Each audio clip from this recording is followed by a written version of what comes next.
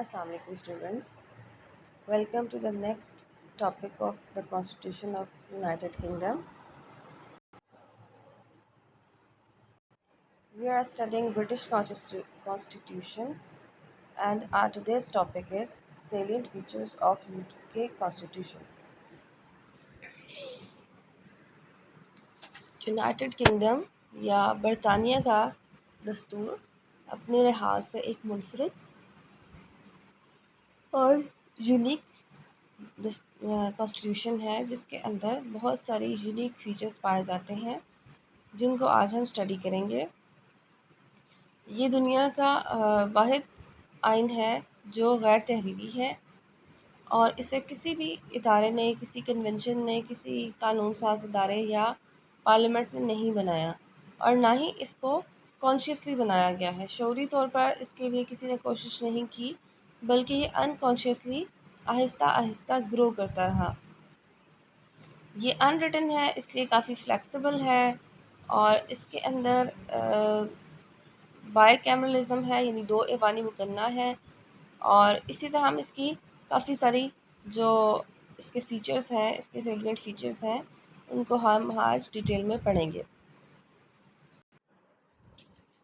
जब बरतानिया का आइन बना तो इसने कोई ख़ास वक्त नहीं लिया या इसको किसी महदूद अरसे में नहीं बनाया गया, बल्कि एवोल्यूशनरी स्टाइल में आहिस्ता आहिस्ता ये आइन वक्त और ज़रूरत के मुताबिक आगे बढ़ता रहा और बनता रहा। ये दुनिया का सबसे पहला आइन है और जब दुनिया में शख्सी और मुतलकुल अनान हुकूमतें थीं, यानी ऐसी बादशाहतें जिसमें अवाम की मर्ज़ी का कोई अमल दखल नहीं होता था और बादशाह जो थे उनको कोई इलेक्ट नहीं करता था और ना ही वो अवाम की मर्ज़ी से अपनी ओहदों पर फाइज रहते थे और वो अपनी हुकूमत का इख्तियारात का लामहदूद इख्तियारात का इस्तेमाल करते थे। तो जब ऐसी हुकूमतें थीं तो उसके ख़िलाफ़ यूरोप में इनकलाबात रोनुमा हुए और आहिस्ता आहिस्ता पूरे यूरोप में जमहूरियत जो थी वो फैल गई। लेकिन सबसे पहला जो कंट्री, जो यूरोपियन कंट्री था, या इसको आप कह सकते हैं दुनिया का सबसे पहला कंट्री जहाँ पर डेमोक्रेसी आई, वो बरतानिया ही था। और सबसे पहला इनकलाब भी हमें बरतानिया में नज़र आता है। लेकिन जैसे यूरोप के हालात ख़राब थे, बादशाहों ने अवाम पर टैक्सेस लगाए, मुख्तलिफ जंगें की, अपने इलाके को अपने ज़ाती मफादात के लिए बढ़ाने के लिए और अपने ज़ाती मफादात के लिए लोगों को की ज़िंदगियों को तंग किया, तो लोगों ने उनके ख़िलाफ़ एक स्ट्रगल की और डेमोक्रेसी को लाने की कोशिश की। तो उस ज़माने में हर मुल्क के अंदर आप यूरोपियन हिस्ट्री को उठा के देखिए तो अचानक इनकलाबात आए, 2-4 साल 5 साल जंग रही या खाना जंगी रही और वहाँ पर जमहूरी निज़ाम राइज हुआ।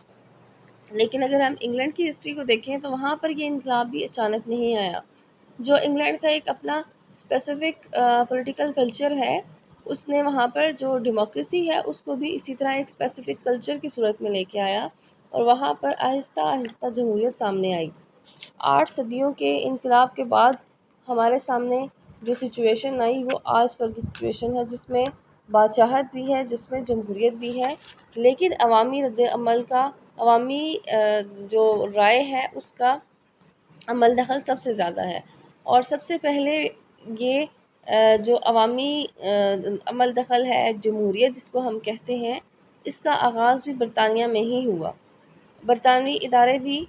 बतदरीज आहिस्ता आहिस्ता आगे बढ़ते रहे और बरतानिया की जो पार्लियामेंट थी, दुनिया की सबसे पहली पार्लियामेंट कहा जाता है और इसको mother of all the parliament कहते हैं। तो सबसे पहले बरतानिया के अंदर ही पार्लियामेंट का आगाज़ हुआ, एक ऐसा इदारा जिसमें अवाम ने अपने नुमाइंदों को खुद मुंतखब करके भेजा और अपनी खसूसियात के लिहाज से, अपने फ़ीचर्स के लिहाज से बरतानिया का दस्तूर बहुत मुनफरिद है। ये एक अनरिटन है, फ्लेक्सिबल है, बादशाहत भी है और उसके साथ साथ यहाँ पर डेमोक्रेसी भी है और दुनिया की पहली डेमोक्रेसी होने के साथ साथ दुनिया की सबसे कदीम बादशाहत का हामिल ये आइन है। इस लिहाज से इसके बहुत यूनिक और इंटरेस्टिंग फ़ीचर्स हैं जिनको हम आज स्टडी करेंगे। سب سے پہلا فیچر جو ہمیں اس کا نظر آتا ہے وہ یہ ہے کہ اس کے اندر ارتقائی انداز ہے، یعنی اس آئین کو کسی کنونشن نے، کسی آئین ساز ادارے نے نہیں بنایا۔ جب بھی کسی ملک کا آئین نہیں ہوتا، کوئی نیا ملک بنتا ہے، تو سب سے پہلے وہاں پر پارلیمنٹ کے ساتھ ساتھ یا تو اس ملک کی پارلیمنٹ آئین بناتی ہے، یا پھر پارلیمنٹ کے اندر ہی ایک آئین ساز کمیٹی یا آئین ساز کنونشن بنا دیا جاتا ہے جو کہ وہاں کا آئین بناتا ہے۔ اس کی مثال انڈیا ہے، اس کی مثال پاکستان ہے، اس کی مثال امریکہ ہے، اور دنیا کے آلموسٹ سارے کنٹریز ہیں جنہوں نے ایک شعوری کوشش سے کانشیسلی کسی جگہ پر اکٹھے ہو کر عوامی نمائندوں نے وہاں کے آئین کو بنایا۔ لیکن برطانیہ کا آئین اس لحاظ سے بالکل ڈفرینٹ ہے کہ اسے کسی دستور ساز اسمبلی نے نہیں بنایا، نہ کسی شخص نے اپنے ذاتی سیاسی مقاصد کے لیے بنایا، بلکہ اس کا آئین آہستہ آہستہ مسلسل بنتا رہا، اور 8 صدیاں گزرنے کے بعد یہ آئین ایک کمپلیٹ فارم میں ہمیں نظر آتا ہے۔ اور اس میں کئی ہمیں ڈاؤن اینڈ فال بھی نظر آتے ہیں، بہت سارے ہمیں اپس اینڈ ڈاؤن نظر آتے ہیں۔ کئی دفعہ ایسا ہوا کہ بادشاہ کے خلاف لوگوں نے آواز بھی اٹھائی، اور بادشاہ نے عوامی رجحانات کو دیکھتے ہوئے کسی قسم کی مزاحمت نہیں کی، بلکہ عوامی حقوق کو تسلیم کیا۔ اور بہت سارے 1215 سے ایک جمہوریت کا جو آغاز ہوا وہ آہستہ آہستہ بڑھتا گیا، اور بادشاہت آئینی بادشاہت ہو گئی، اور اس کے ساتھ ساتھ عوامی نمائندوں کو اختیارات زیادہ دے دیے گئے۔ اس طرح ایک یہ ارتقائی انداز میں آگے بڑھتا رہا۔ ڈاکٹر جیننگز کے الفاظ ہیں کہ آئین اداروں پر مشتمل ہے، کاغذوں پر موجود نہیں۔ آئین کا ارتقا ہوا ہے، یہ بنایا نہیں گیا۔ یعنی ہمیں برطانیہ کا آئین کا اگر ہم نے اس کو دیکھنا ہے تو ہمیں وہاں پر کوئی ڈاکومنٹ نظر نہیں آتا، بلکہ اگر ہم UK کے سسٹم کو دیکھیں تو وہاں پر ہمیں ان کا آئین ان کے اداروں کی صورت میں نظر آتا ہے۔ جیسے ہم کسی بھی ملک کے آئین کو پڑھتے ہیں تو ہم وہاں پر یہی پڑھتے ہیں کہ یہ لچکدار آئین ہے، غیر لچکدار ہے، پارلیمانی ہے، صدارتی ہے، وحدانی ہے، وفاقی ہے۔ تو یہ ساری چیزیں ہمیں وہاں پر وہاں کے نظام میں نظر آتی ہیں۔ اگر ہم نے وہاں کے آئین کو اسٹڈی کرنا ہے تو ہم دیکھیں گے وہاں وحدانی طرز حکومت ہے، پارلیمانی نظام ہے، پارلیمنٹ پہ بعض کنٹرول ہے، وزیر اعظم کا عہدہ ہے، تو اور بادشاہت کی حیثیت آئینی ہے۔ یہ ساری چیزیں ہمیں کس طرح نظر آتی ہیں؟ اداروں کی صورت میں، لیکن لکھی ہوئی فارم میں، کاغذوں کے اوپر، کوئی ڈاکومنٹڈ فارم میں ہمیں کانسٹیٹیوشن نہیں نظر آیا۔ اور اس آئین کو بنانے کے لیے کئی نسلوں نے حصہ لیا، یعنی یہ ایک لمبے عرصے تک یہ ارتقائی عمل جاری رہا، اور 1215 میں میگنا کارٹا پر بادشاہ نے جب دستخط کر کے عوام کے حقوق کو پہلی دفعہ لکھی ہوئی شکل میں تسلیم کیا، تو اس کے بعد سے یہ آئین آگے اپنے ارتقائی انداز میں چلتا رہا، اور اسی ارتقائی انداز نے اس کو ہر دم تازہ، متحرک اور ایک لیونگ آرگنزم کی طرح رکھا ہوا ہے۔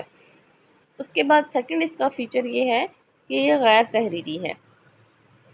یعنی اس آئین کو لکھی ہوئی، ظاہر ہے یہ ارتقائی انداز میں آگے بڑھا ہے، اور آہستہ آہستہ آگے اس نے کئی صدیوں کا ایک سفر طے کیا ہے، تو اسے کسی کنونشن نے بیٹھ کے نہیں بنایا۔ یہ ایک غیر تحریری آئین ہے جو مختلف رسم و رواج پر اور روایات پر مشتمل ہے، اور یہاں پر روایات سے میری مراد سیاسی روایات ہیں، اور یہ سیاسی روایات جو ہیں ان کے اوپر بالکل قانون کی طرح عمل ہوتا ہے، جیسے کہ آپ پچھلے ٹاپکس میں روایات کو پڑھ چکے ہیں۔ آئین ہمیں کسی ڈاکومنٹڈ فارم میں نظر نہیں آتا، لیکن اور یہاں کا آئین غیر تحریری ہے، دنیا کا واحد کانسٹیٹیوشن ہے جو ان ریٹن فارم میں ہمارے پاس موجود ہے۔ لیکن ایسا نہیں ہے کہ یہ 100% ان ریٹن ہے۔ اس آئین کے اندر، یعنی اس آئین کے مین فیچرز کو وقت اور حالات کے مطابق یہ ارتقائی انداز میں آگے بڑھتے رہے، لیکن اس آئین کے اندر کچھ چیزیں ایسی ہیں جو ریٹن فارم میں بھی موجود ہیں، جیسے 1215 کا میگنا کارٹا، اس کے علاوہ 1688 اور 1689 کے ارضداشت حقوق پیٹیشن آف رائٹس، اس کے علاوہ 1701 کے وراثت کے حقوق، 1911 اور 1949 کے پارلیمنٹ کے ایکٹ جس کے تحت دارالعمرہ کے اختیارات میں کمی کی گئی۔ تو یہ وہ چیزیں ہیں جو آئین کے اندر تحریری شکل میں موجود ہیں، اور اس کے علاوہ باقی سارا آئین غیر تحریری شکل میں ہے۔ اس کے بعد اس آئین کی ایک اور خصوصیت یہ ہے کہ یہ آئین کافی لچکدار ہے، فلیکسیبل ہے، جس بھی آئین میں بہت آسانی کے ساتھ ترمیم کی جا سکے ہم اسے لچکدار آئین کہتے ہیں، اور زیادہ تر جو آئین ہیں دنیا میں وہ غیر لچکدار ہیں، یا اس کو آپ کہہ سکتے ہیں سیمی فلیکسیبل ہیں، نیم لچکدار، نیم استوار کہہ سکتے ہیں، کیونکہ وہاں پر آئین لکھی ہوئی فارم میں موجود ہیں، اور ایک تحریری آئین کو بدلنے کے لیے، اس کے اندر ترمیم کرنے کے لیے ایک خاص طریقہ موجود ہوتا ہے جو مشکل ہی ہوتا ہے۔ اور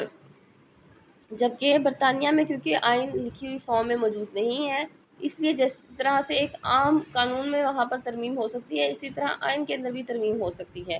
صرف جو پارلیمنٹ کے حاضر ارکان ہیں ان کی اکثریت جب چاہے آئین کے اندر تبدیلی لا سکتی ہے۔ جس طرح پاکستان کا، امریکہ کا، انڈیا کا اور جتنے بھی ریٹن کانسٹیٹیوشن ہیں ان کے اندر ترمیم کا ایک خاص طریقہ ہے، ایسے برطانیہ میں موجود نہیں ہے۔ اور لچکدار آئین ایک خاص قسم کے عوام کے اندر ہی، ایک خاص مخصوص مزاج کے عوام کے اندر ہی اتنی سکسیسفلی چل سکتا ہے۔ جیسے ہم نے پریویس ٹاپک میں دیکھا تھا کہ وہاں پر جو روایات ہیں وہ صرف روایات ہیں، ان کی قانونی کوئی حیثیت نہیں ہے، لیکن اس کے باوجود ہم دیکھتے ہیں کہ وہاں پر جب سے وزیر اعظم کا عہدہ 16 سینچری سے ڈیولپ ہوا، آج تک ایسے نہیں ہوا کہ پارلیمنٹ میں وزیر اعظم کو اعتماد حاصل نہ رہا ہو اور اس نے استعفیٰ نہ دیا ہو،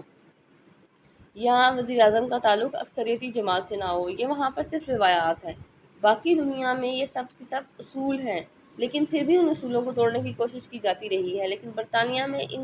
ان کی حیثیت روایات ہونے کے باوجود ان کو بدلا نہیں گیا، ان کو توڑا نہیں گیا۔ ایسا اس لیے ہے کہ برطانیہ کے عوام کا ایک مخصوص مزاج ہے، نہ ہی عوام یہ چاہتے ہیں کہ ان کی روایات کو توڑا جائے، اور نہ ہی کوئی سیاستدان ایسا کچھ کرنے کی کوشش کرتا ہے۔ عوام بہت باشعور ہے، اس لیے اتنا زیادہ لچکدار آئین صرف برطانیہ کے سیاسی نظام میں ہمیں کامیاب نظر آ سکتا ہے۔ اگر یہ آئین کسی اور ملک میں، کسی ڈیولپنگ کنٹری میں خاص طور پر، جس طرح کہ انڈیا ہے، پاکستان ہے، بنگلہ دیش، سری لنکا اور ایون جو پولیٹیکلی ڈیولپ کنٹریز نہیں ہیں، وہ ویسے چاہے ڈیولپ کنٹریز ہوں لیکن سیاسی نظام ان کے اتنے زیادہ اسٹرانگ نہیں ہیں، وہاں پر بھی اگر اس طرح کا کوئی نظام رائج کیا جائے تو آئین ایک مذاق بن سکتا ہے، جس میں آئے روز ہر سیاسی جماعت اپنے فائدے کے لیے اس کے اندر چینجز کر سکتی ہے۔ اور اس لحاظ سے برطانیہ کا نظام یا آئین بہت ایک لچکدار ہونے کی وجہ سے ان کے لیے کافی فائدہ مند ہے کہ وہ بیکار اور پرانا نہیں ہوتا، اسے قومی حالات کے مطابق ڈھالا جا سکتا ہے، اور اس کو عوام اپنی مرضی کے مطابق نیا رخ دے سکتے ہیں۔ اس کے بعد اس کا تھرڈ فیچر یہ ہے، یہ اس کا تھرڈ فیچر تھا کہ یہ لچکدار آئین ہے، اور اس کا فورتھ فیچر یہ ہے کہ یہ وہاں پر وحدانی طرز حکومت ہے۔ برطانیہ میں وحدانی طرز حکومت ایسے طرز حکومت کو کہتے ہیں جس میں آئین کے تحت صرف ایک مرکزی حکومت ہوتی ہے اور سارے اختیارات کی مالک وہی ہوتی ہے۔ آئین کے تحت حکومت کے اختیارات کو تقسیم نہیں کیا جاتا جیسے کہ وفاقی حکومتوں میں ہوتا ہے۔ وحدانی طرز حکومت میں صرف ایک مرکزی حکومت ہوتی ہے، مرکزی پارلیمنٹ ہوتی ہے جو پورے ملک کے لیے آئین بناتی ہے، صوبائی پارلیمنٹس نہیں ہوتی، صوبائی وزیر اعلیٰ نہیں ہوتے، صوبائی گورنرز نہیں ہوتے، صوبائی عدلیہ نہیں ہوتی، لیکن اس کا یہ مطلب نہیں ہے کہ وہاں پر جو انتظامی سہولتیں ہیں یا انتظامی جو اختیارات ہیں وہ صرف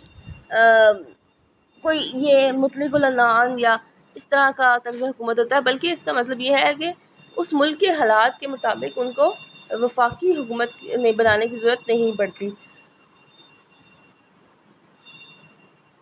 برطانیہ میں مرکزی حکومت ہے اور وہاں پر صوبائی حکومتیں نہیں ہیں، اور آئین سارے اختیارات صرف مرکزی حکومت کو دیتا ہے جیسے کہ وحدانی طرز حکومت میں ہوتا ہے۔ اور وحدانی طرز حکومت میں مرکزی حکومت جب چاہے اپنی سہولتوں کے لیے کوئی علاقائی حکومتیں بنا سکتی ہے اور ان کو اختیارات دیتی ہے، اور اپنی سہولت کے لیے اختیارات کو ان کو اختیارات دے سکتی ہے، لیکن جب چاہے ان مقامی حکومتوں کو وہ اختیارات واپس بھی لے سکتی ہے اور ان حکومتوں کو ختم بھی کر سکتی ہے۔ اس طرح مجموعی طور پر جو مرکزی پارلیمنٹ ہے وہی پورے ملک کے لیے قانون بناتی ہے۔ تو وحدانی طرز حکومت میں برطانیہ کے اندر یہی وحدانی طرز حکومت رائج ہے، اور اس کی ایک ریزن یہ بھی ہے کہ برطانیہ کے اندر مختلف قومیتوں کے افراد نہیں پائے جاتے، ڈفرینٹ لینگویجز والے، ڈفرینٹ کلچرز والے افراد نہیں پائے جاتے، بلکہ ایک ہی کلچر کے، ایک ہی طرح کے لوگ پورے ملک کے اندر پائے جاتے ہیں۔ اور سیکنڈلی اس کا رقبہ کم ہے، اس کی آبادی کم ہے، تو اس طرح کے فیچرز کی وجہ سے بھی اس کے اندر وحدانی طرز حکومت ہے۔ اس کے علاوہ برطانیہ کے اندر محدود بادشاہت ہے۔ بادشاہت ایک ایسا نظام ہوتا ہے جس کے اندر حکومت کے اختیارات کو وراثت کی بنیاد پر وراثت کی بنیاد پر منتقل کیا جاتا ہے۔ فرد واحد کے پاس اختیارات ہوتے ہیں، اور اس کی موت کے بعد، اس کی حکومت جانے کے بعد، اس کا جو جانشین ہے وہ حکومت کے اختیارات سنبھالتا ہے، اور یہ ایک موروثی سلسلہ ہے، اور اس کے اندر اختیارات لامحدود ہوتے ہیں، اور بادشاہ کی اس وقت تک اپنے عہدے پر فائز رہتا ہے جب تک کہ وہ ٹائرنی سے، بڑے جبر کے ساتھ اپنی حکومت کو سنبھالے رکھتا ہے۔ صرف انقلاب کی صورت میں ہی اس کی حکومت کو ختم کیا جا سکتا ہے۔ تو برطانیہ کے اندر بھی بادشاہت کا نظام رائج تھا، لیکن برطانیہ دنیا کے ان چند کنٹریز میں سے ہے جنہوں نے بادشاہت کو بہت جلد آئینی کر دیا، اور اس کے بعد یہ دنیا کا واحد کنٹری رہ گیا جہاں پر بادشاہت بھی موجود ہے، لیکن ایک آئینی بادشاہت ہے۔ ہمیں سعودی عرب میں بھی بادشاہت نظر آتی ہے، لیکن وہاں پر بادشاہت اس طرح سے آئینی نہیں ہے، محدود نہیں ہے۔ آئینی بادشاہت یا محدود بادشاہت کا مطلب ہوتا ہے کہ آئینی لحاظ سے بادشاہ کا اختیار عملاً نہیں ہوتا، بلکہ صرف آئینی لحاظ سے اس کا اختیار ہوتا ہے۔ عملاً سارے اختیارات کے مالک عوامی نمائندے ہوتے ہیں۔ جب برطانیہ میں بادشاہ نے اپنے 1215 میں میگنا کارٹا میں پہ کچھ دستخط کیے، اور میگنا کارٹا وہ ایک ڈاکومنٹ تھا، دستاویز تھی، جس کے اوپر عوام نے بادشاہ سے دستخط کروائے اور اپنے حقوق کا مطالبہ کیا، اور بادشاہ نے ان کے حقوق کو ایڈمٹ کرتے ہوئے اس کے اوپر دستخط کر دیے، اور اس طرح ایک تاریخی اور ارتقائی عمل کا آغاز ہوا۔ اس کے بعد پارلیمنٹ کا آغاز ہوا۔ امراء اور نواب اور جو درباری لوگ ہوتے تھے، جو کہ پہلے سے بادشاہ کے دربار میں موجود ہوتے تھے، ان کے ساتھ ساتھ بادشاہ نے عوامی نمائندوں کو بھی بلانا شروع کر دیا، عام عوام میں سے بلانا شروع کر دیا۔ اس طرح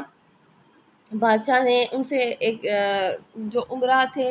انہوں نے عام لوگوں کے ساتھ بیٹھنا پسند نہ کیا، تو امراء کا اجلاس الگ ہونے لگا، جن سے بادشاہ قانونی مشورے لیتا تھا، ان کو دارالامراء کہا جانے لگا، اور جو عوام میں سے لوگ آتے تھے جن سے بادشاہ مشورے لیتا تھا، عوامی نمائندے، ان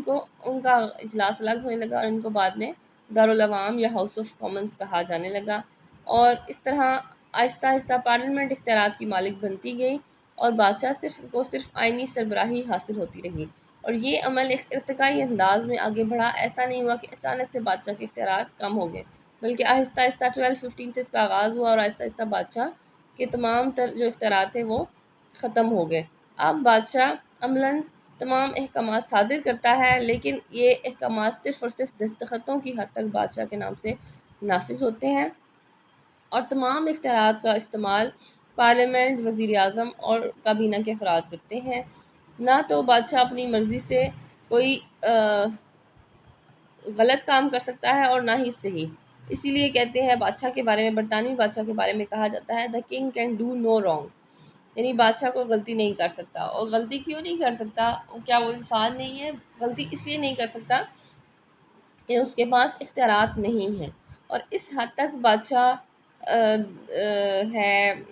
آپ اسے کہہ سکتے ہیں، اس حد تک بیچارہ بادشاہ وہ عملی طور پر اتنا زیادہ اس کے پاس وہ بے اختیار ہو گیا ہے کہ اگر اسے یہ بھی کہا جائے کہ وہ اپنے موت کے پروانے پر دستخط کرے، یعنی ڈیتھ سرٹیفکیٹ پر، تو وہ اس کے اوپر بھی دستخط کرنے پر مجبور ہے۔ یعنی ہر ڈاکومنٹس جو بادشاہ کے پاس آتا ہے، چاہے وہ اس کی موت کا ہی کیوں نہ ہو، اس کے اوپر وہ سائن کرنے کا پابند ہے۔ اس طرح سے بادشاہت وہاں پر بہت محدود ہے، صرف رسمی لحاظ سے ہے، اور برطانیہ کے عوام کیونکہ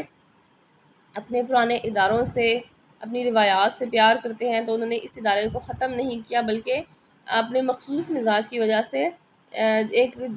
آپ کہہ لیں کہ ان ڈیموکریٹک انسٹیٹیوشن کو بھی ایک ڈیموکریٹک وے میں وہ لے کر آئے، اور بادشاہت کو محدود کر کے اس کو جاری و ساری رکھا ہوا ہے۔ اس کے علاوہ برطانیہ کا دستور پارلیمانی ہے۔ پارلیمانی دستور جیسے کہ پاکستان میں بھی رائج ہے، آسٹریلیا میں ہے، انڈیا میں ہے، کینیڈا میں ہے، دنیا کے بہت سارے ممالک میں ہے۔ پارلیمانی دستور ایسا دستور ہوتا ہے جس میں مقننہ اور انتظامیہ میں گہرا تعلق پایا جاتا ہے،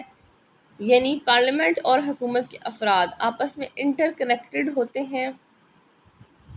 اور وزیر اعظم اور اس کی کابینہ یعنی حکومت کے تمام افراد کا تعلق پارلیمنٹ سے ہی ہوتا ہے، انہی میں سے ان کا انتخاب کیا جاتا ہے۔ جب الیکشنز ہو جاتے ہیں تو جس پارٹی کی اکثریت ہوتی ہے اس کا وزیر اعظم بنایا جاتا ہے پارلیمنٹ میں سے ہی، اور پارلیمنٹ میں سے ہی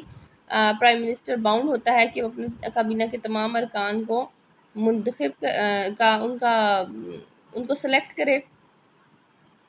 اس کے علاوہ وزیر اعظم اور اس کی کابینہ کے تمام افراد پارلیمنٹ کے سامنے جواب دہ ہوتے ہیں۔ پارلیمنٹ کی اکثریت جب چاہے وزیر اعظم کو یا کسی وزیر کو عدم اعتماد کی تحریک منظور کر کے ان کو ان کے عہدے سے برطرف کر سکتی ہے، ان کے خلاف تحریک عدم اعتماد منظور کرتی ہے، تحریک ملامت منظور کرتی ہے، ان سے سوالات کر سکتی ہے، ان کے اوپر تنقید کر سکتی ہے۔ تو اوورآل پارلیمانی نظام میں ہمیں پارلیمنٹ کی ادارہ داری، پارلیمنٹ کی بالادستی نظر آتی ہے، اور برطانیہ کا دستور بھی ایک پارلیمانی دستور ہے جہاں پر اصل اختیارات کا مالک وزیر اعظم اور اس کی کابینہ ہے جو ملک کا سارے نظام کو چلاتے ہیں، اور وزیر اعظم اور اس کی کابینہ کا تعلق پارلیمنٹ سے ہی ہوتا ہے۔ جب ہم یہ کہتے ہیں کہ وزیر اعظم اور اس کی کابینہ اصل اختیارات کے مالک ہیں تو اس کا مطلب اصل اختیارات کے مالک پارلیمنٹ ہی ہے جو ان کو سلیکٹ بھی کرتی ہے اور ان کو ہٹانے کا اختیارات بھی رکھتی ہے۔ اس کے علاوہ وزیر اعظم اور اس کی کابینہ کا تعلق بھی تو پارلیمنٹ سے ہی ہوتا ہے، اسی لیے اس کو پارلیمانی نظام کہتے ہیں، اور برطانیہ میں یہی نظام رائج ہے۔ پارلیمنٹ برطانوی نظام میں بھی 5 سال کے لیے منتخب کی جاتی ہے، جیسے کہ ہر پارلیمانی ملک میں، ایون پاکستان میں بھی ہے، اور کابینہ کا انتخاب پارلیمنٹ میں سے ہوتا ہے۔ کابینہ اجتماعی ذمہ داری کے اصول پر کام کرتی ہے، جو کہ آپ کو آلریڈی میں ایکسپلین کر چکی ہوں کہ اگر ایک وزیر کی غلطی ہو تو پوری، اور اس کے خلاف عدم اعتماد تحریک منظور ہو تو پوری کابینہ کو استعفیٰ دینا پڑتا ہے۔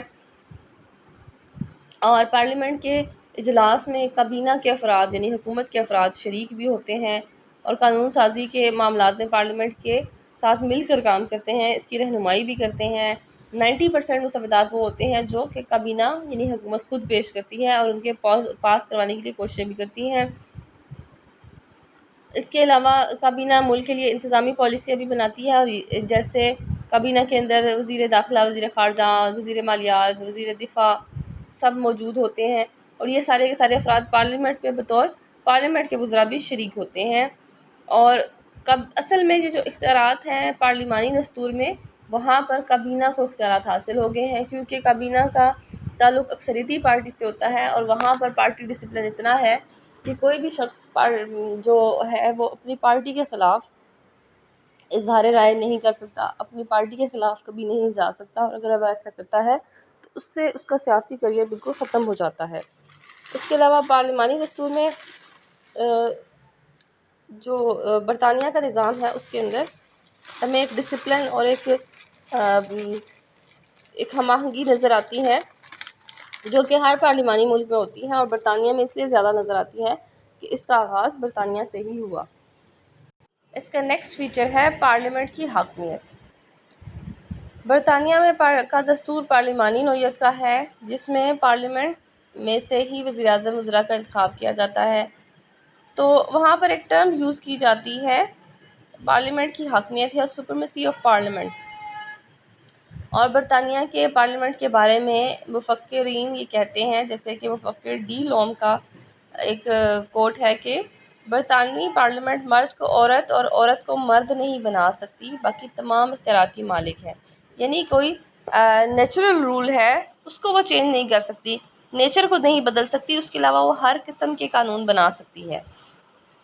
اب اتنی پاورفل پارلیمنٹ اس کو اس لیے کہا جاتا ہے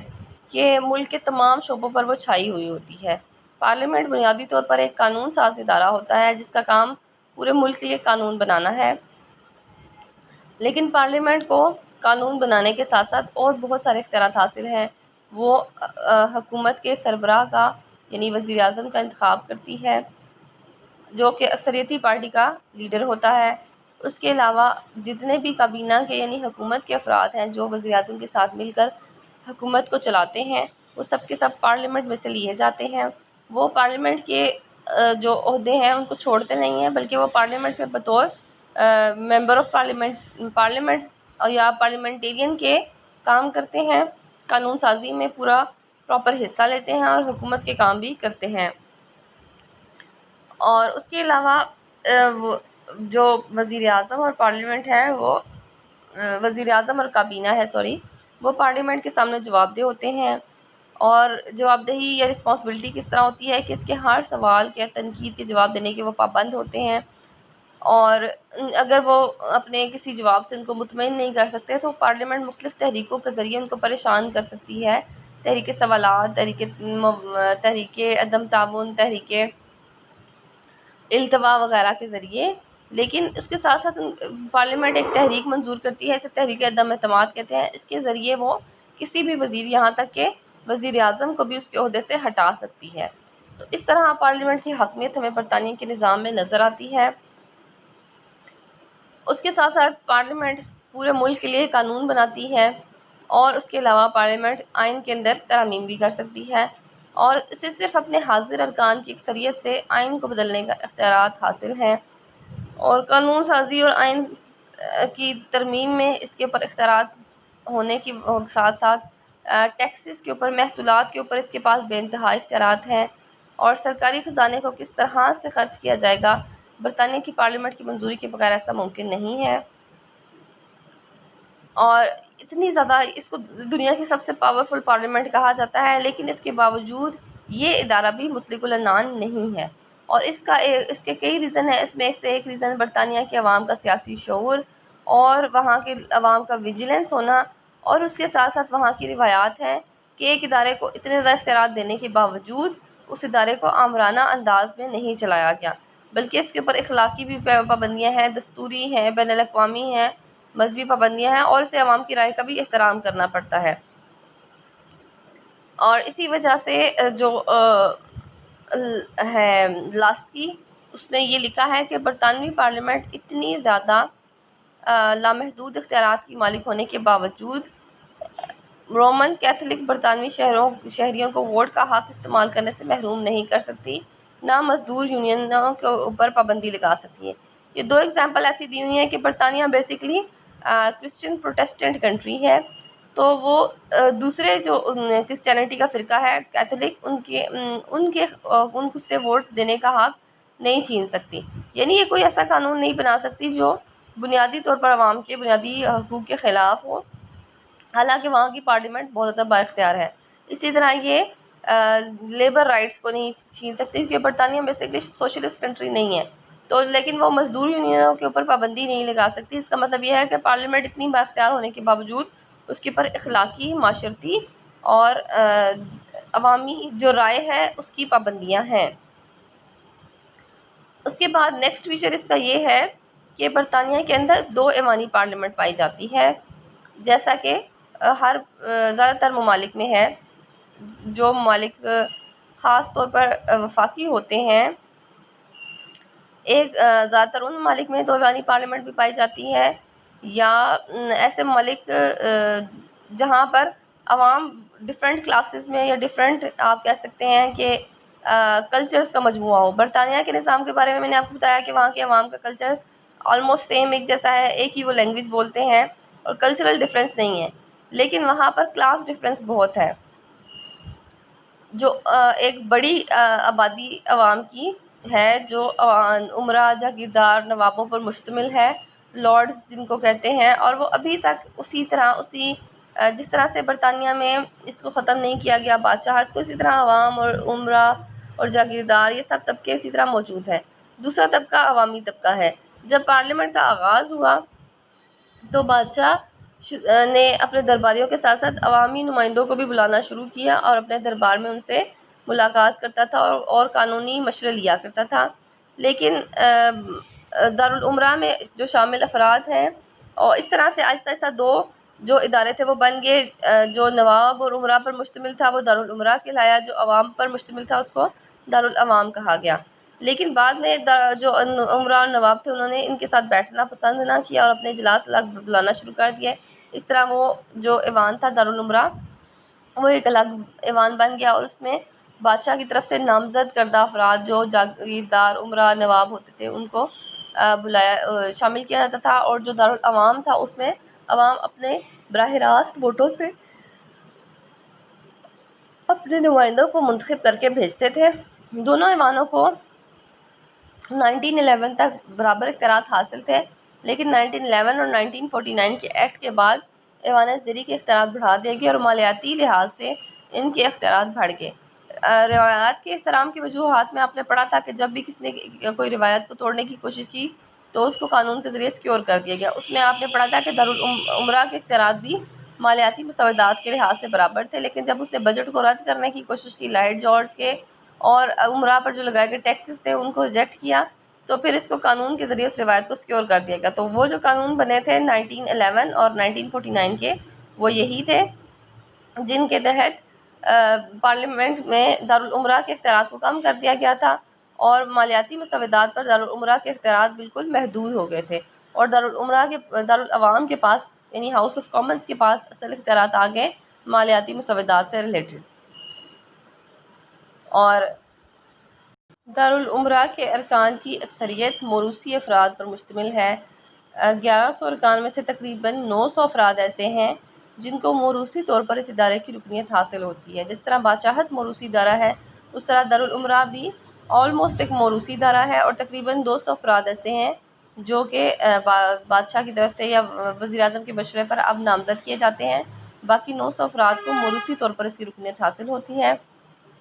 جبکہ اور اس کی حیثیت بھی موروثی ہے تو ڈیفینیٹلی یہ ایک مستقل ادارہ ہے، جبکہ دارالعوام کی حیثیت موروثی نہیں ہے، اس میں عوام کے نمائندے آتے ہیں۔ یہ 5 سال تک وہ اپنے اس ادارے کی میعاد ہے، اور عوام کے نمائندے 5 سال تک اپنے عہدے پر فائز رہتے ہیں۔ اس کے علاوہ پارلیمنٹ کو جب بھی وزیر اعظم چاہے اس کو توڑنے کا مشورہ دے سکتا ہے، اور بادشاہ کے لیے اس کے مشورے پر عمل ضروری ہے۔ وزیر اعظم کے مشورہ دیتے ہی پارلیمنٹ 48 گھنٹوں کے اندر ٹوٹی ہوئی تصور ہوتی ہے۔ اسی طرح وزیر اعظم دارالعوام سے اور کابینہ کے افراد دارالعوام سے منتخب ہوتے ہیں، اور وہ اپنی کابینہ کے تقریباً 75% افراد دارالعوام سے ہی لیتا ہے، 25% دارالعمرہ سے لیتا ہے، لیکن یہ سب کے سب افراد پارلیمنٹ میں دارالعوام کو ہی جواب دہ ہوتے ہیں، دارالعمرہ کو وہ جواب دہ نہیں ہوتے۔ تو اس طرح 2 ایوانی پارلیمنٹ وہاں پر قائم ہوئی ہے، یہ برطانیہ کے نظام کا ایک حصہ ہے۔